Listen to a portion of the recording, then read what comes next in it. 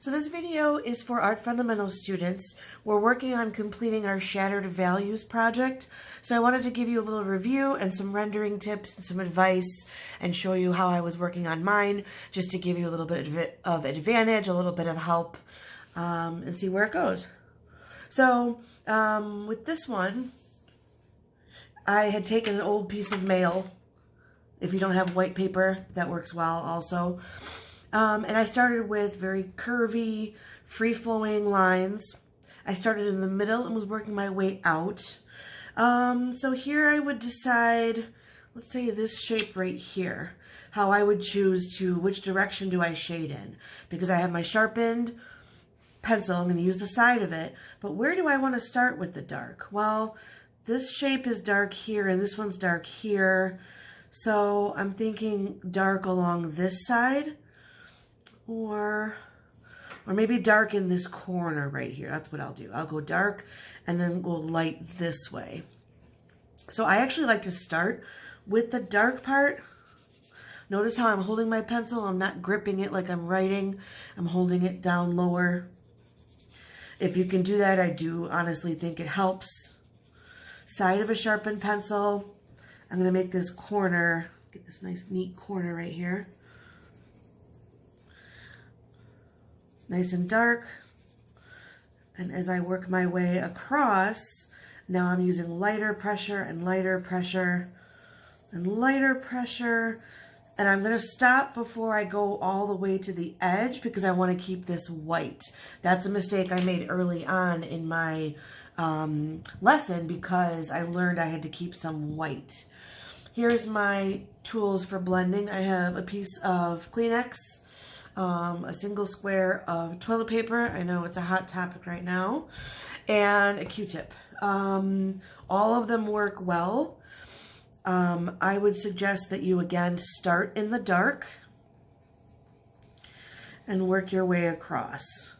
This is also a large enough shape that I could use my fingertip. Notice I'm going in a rounded direction to keep it smooth. And then I'm fading off into the white area. I'll clean up some of my mistakes there. Okay.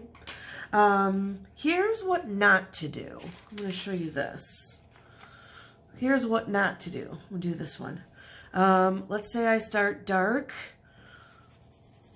and I do this. You're going to get streaks. You're giving yourself extra work. I also made the mistake of not putting some paper down on my table.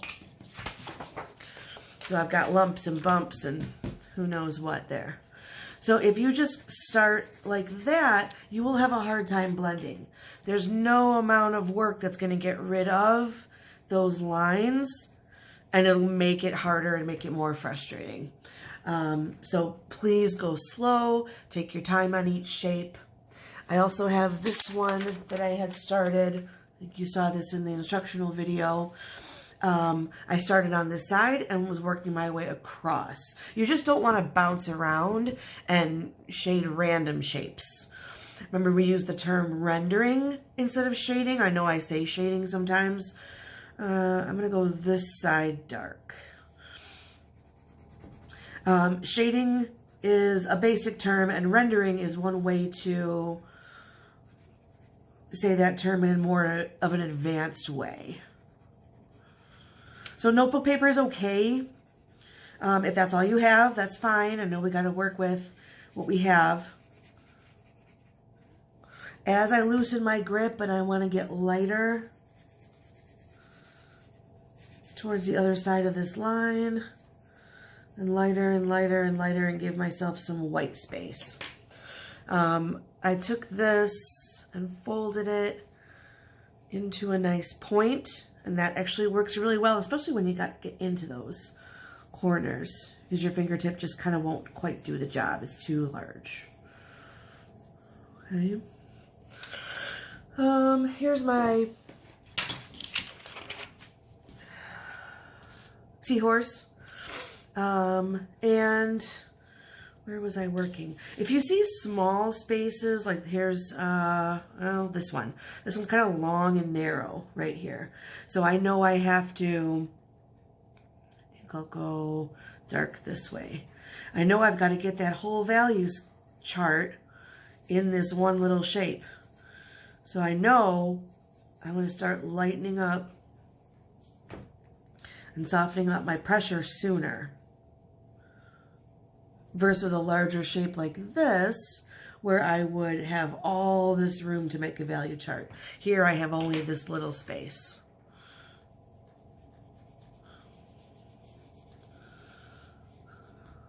Okay. So hopefully you've been sending to me your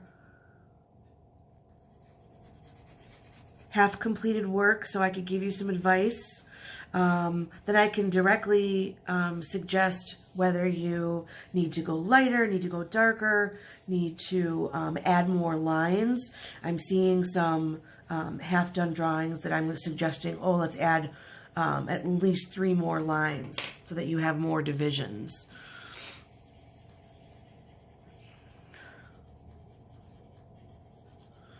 And then keeping that white here at the end. If it gets too dark, I know I can go back and erase, but now that makes it super bright. And just using the dirty side of the Q-tip or using your fingertip or the tissue, that helps. That helps a lot right there. Okay. All right. Here's this little tiny, tiny shape right there. Can you even see it? Real small spaces like that, I think it's okay to either leave white, which is what I'm going to do here, or fill it in solid dark. Like I had a really tiny one here. I just filled it in dark. One last important thing, pick a spot, preferably near the bottom. I'm going to do mine right here in this corner. Go that way. So I'm going to write artist, title,